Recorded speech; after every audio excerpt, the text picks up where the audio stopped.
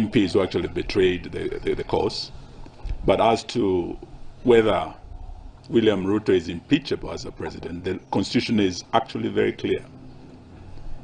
And the Law Society, I think, had already given an indication that they are concerned about certain things that he has done that actually constitute grounds for impeachment. And those are being compiled.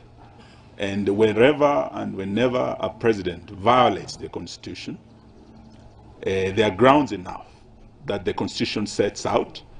He's not above the Constitution, he's not above the law, and he can be impeached. So that is one option that is on the table.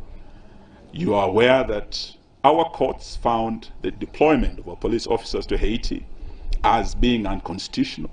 You are aware that he has defied the courts and gone ahead and insisted, just the way he has pushed this draconian bill down the throats of Kenyans.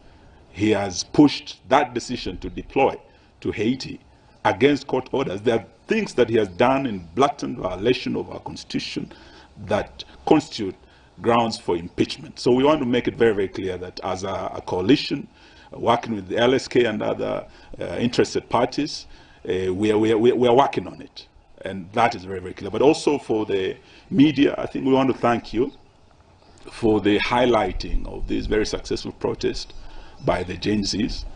You are also victims. Many of you actually got injuries. We say poorly to you, but we are also saying you must join us in taking action against this police brutality. And we're not just talking about our local media, the international media also. I saw one international foreign reporter who was injured.